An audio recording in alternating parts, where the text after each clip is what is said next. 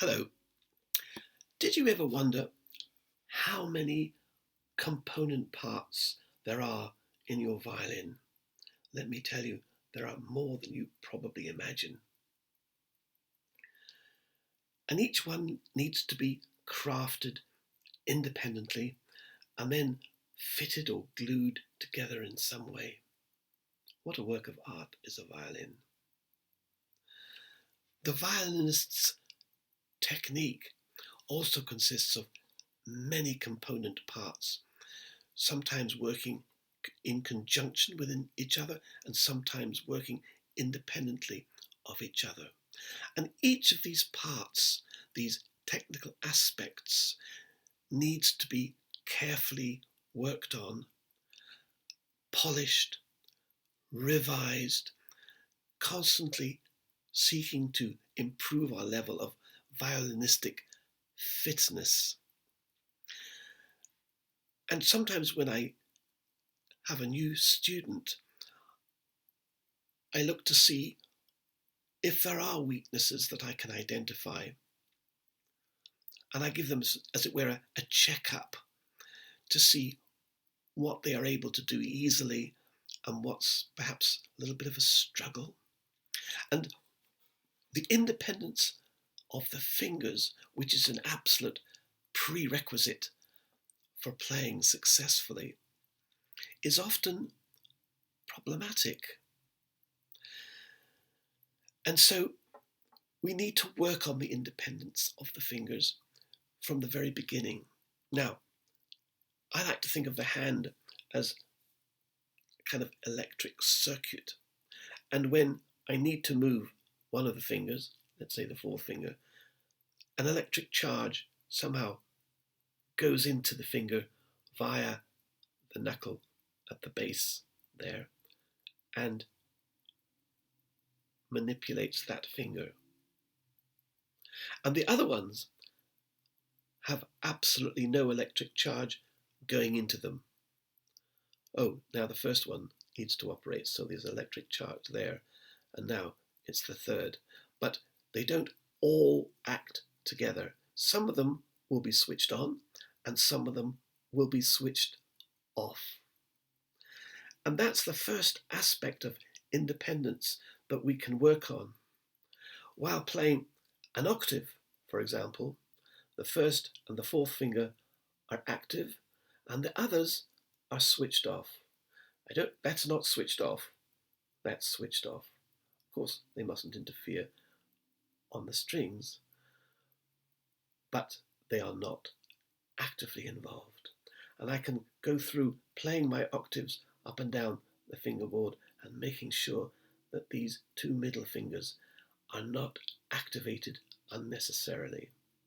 And the same, of course, is true if I'm playing a third with the first and the third finger. The second and the fourth must be switched off. I often see people with fourth fingers like that. That's not switched off. Ah, that's switched off. Switched off means asleep, as it were. Learning to recognize when our fingers are working unnecessarily, like my first and third now. Now they're switched off. That's an important part of our technique, and we would do well to investigate that from time to time. In a previous video, we talked about the base of the knuckles as the activating force for the up and down, the vertical movement of the fingers. Today I'm going to talk about the horizontal movement of the fingers, the movement up and down the string. And I'm going to demonstrate with this pen. Moving the first finger up and down the pen in this way, you will see there is absolutely no reaction in the other fingers. The electric charge is going into the first finger via the base knuckle, and the others are absolutely asleep. They have no idea what's going on. If I move the second finger between the third and the first. There is also no significant reaction in the rest of the hand. Now, key to all this is the thumb. If the thumb is stubbornly stuck at the side of the neck, then it's going to make life a lot harder.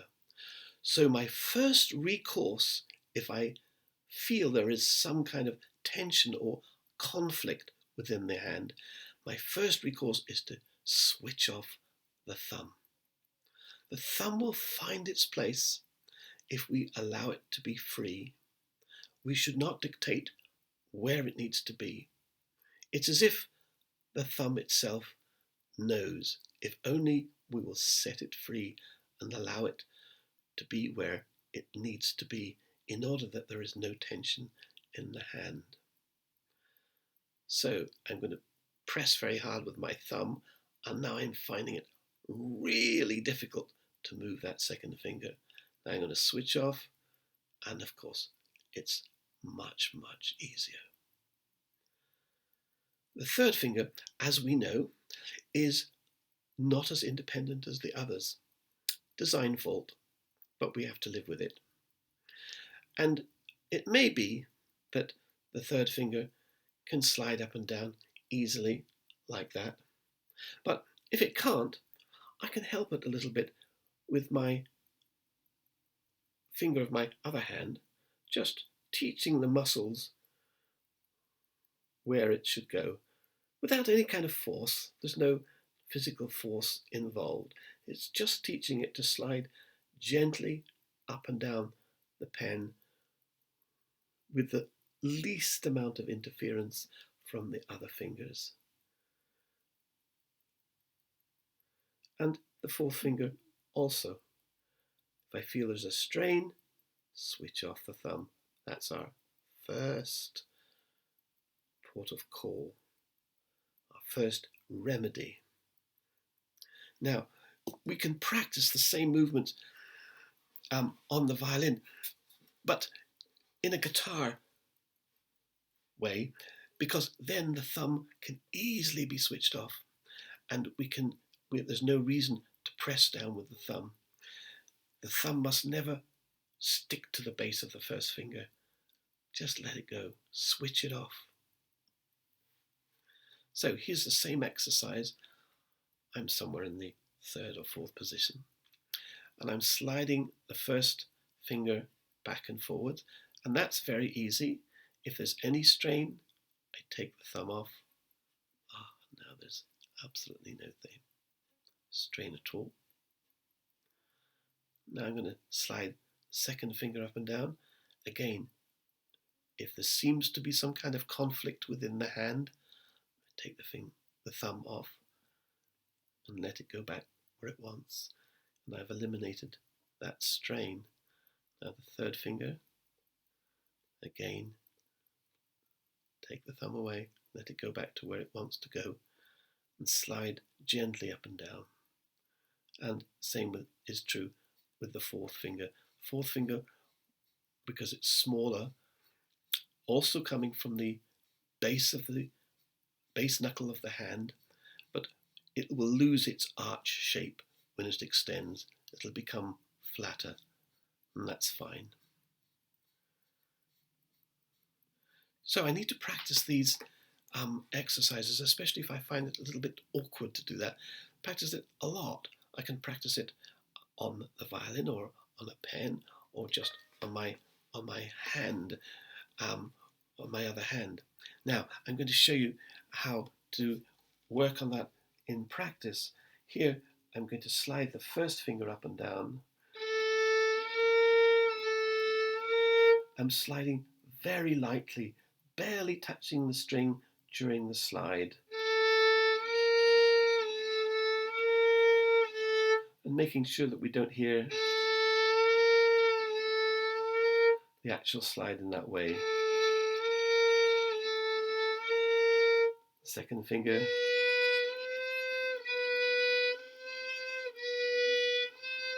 third.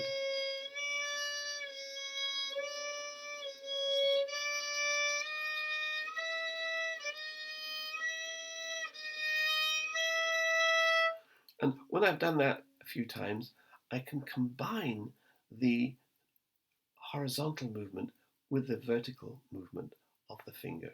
So here's the vertical movement, and then the horizontal, and then another vertical movement.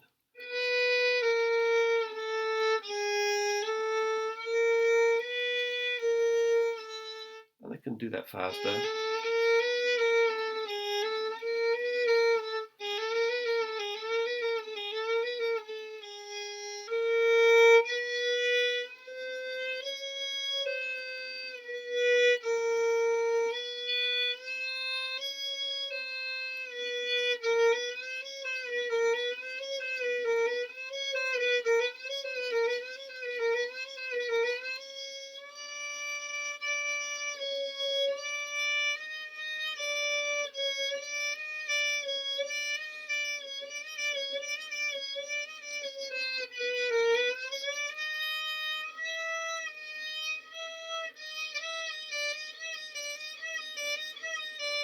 Making up exercises of that kind as I go along.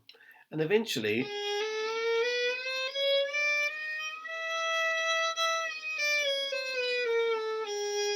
without any stiffness in the hand at all,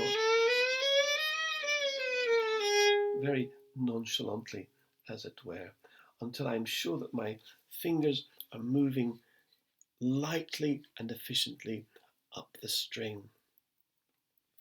Now, the other movement that we use is the diagonal movement, the movement of the fingers across the strings. And I can practice that too. Here I have the first finger moving across from the E string to the G string, just as it were skimming over the top of the strings. So I'm not lifting it like that, but just sliding very gently over the strings. And as you can see, the other fingers are absolutely dormant there. They're not bothered at all by what the first finger is doing. If I see them doing something like that, I need to work a little bit more on the independence. Second finger, always working from the base knuckle. Do that a few times, then put it back and take the third finger. It's a little more awkward, but nevertheless doable. Just check the thumb. Perhaps it wasn't in the right place. That's easier. And finally, the fourth finger stretching across. Check the thumb. And there'll also be the combined movements of fingers working diagonally across the strings at the same time, like that, or like that. The second and third fingers crossing over from the two middle strings. So those movements, individual movements, need to be practiced individually. And then I can practice a combination of the vertical and diagonal using sixths excellent practice material. For example, if I play this, then what's happened is that the second finger has simply come down vertically, and the first finger has moved diagonally across the string from the A to the D string. If I wanted to play with a C sharp,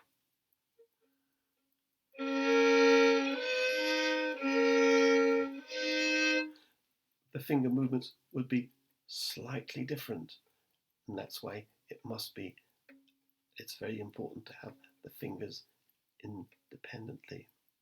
Or if I wanted to play here, the first finger is moving not only diagonally but also horizontally across from the D string to the A string and back.